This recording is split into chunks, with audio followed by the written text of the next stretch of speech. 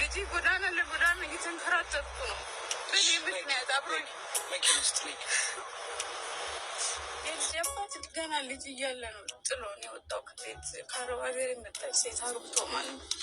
ከዛ ጊዜ ጀምሮ በቃ ምንም የተስተካከለ ህይወት የለኝም። ወላጆቼ ሲያልፉ ደግሞ ጭራሽ ህይወት እየተበላሸ ሄደ። ምንም በቃ አንድ ቤተክርስቲያን ውስጥ ነው ያረፍኩት ነበር።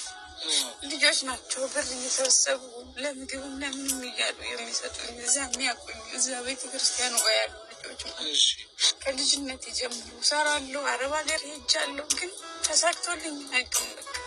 ግን ልጅን አሁን ልጅን አሰቃየሁት በየመንገዱ ላይ። ምንም የሚያውቀው ነገር የለም።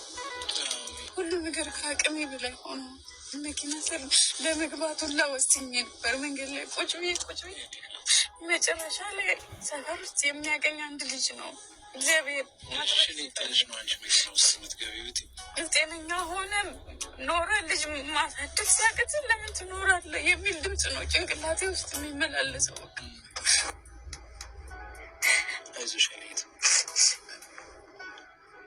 ደክሞኛል።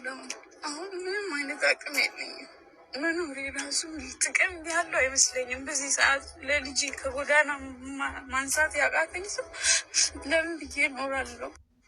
ከቤተ ክርስቲያን ሰዓቱ ሲደርስ ውጡ ይባላል፣ ግን መሄጃ የለኝም። እዚህ ነው ማድረው ስላቸው ማረፊያ የላቸውም። ቤተክርስቲያን ውስጥ ለማስቀደስ ብቻ ነው ቤተክርስቲያን ውስጥ ማደር ያለብን።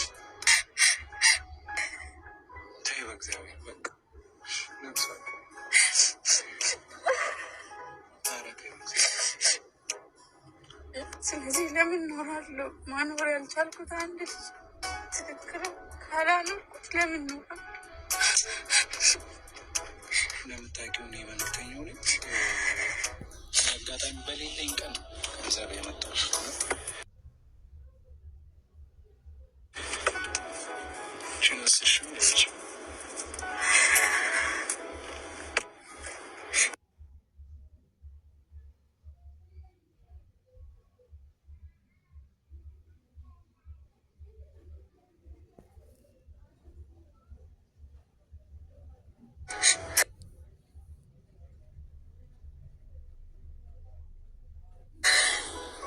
እንኳን 10,200 ብር ሲሰጡኝ እኔ ነኝ የማውቀው እንዴት እንደሚሰማ። ስጋ መብላት ፈልጋለሁ። ስጋው እኮ ያድረ ነው። ቆይ በኋላ እያሉ የሸወድኩ ነው የማኖረው እስካሁን ድረስ። አመሰግናለሁ በጣም።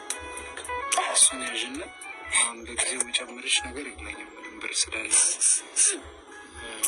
እንግዲህ እግዚአብሔር ይርዳል። ሰው ደግሞ ከረዳሽ ምናልባት አካውንትሽን ታውቂዋለሽ። በቃልሽ 34426856 የአቢሲኒ አካውንት። ስምሽ ማን ነው? መድኃኒት ተፈራ። መድኃኒት ተፈራ። ተፈራ። ስልክ ቁጥርሽን ንገሪኝ። 0913975328።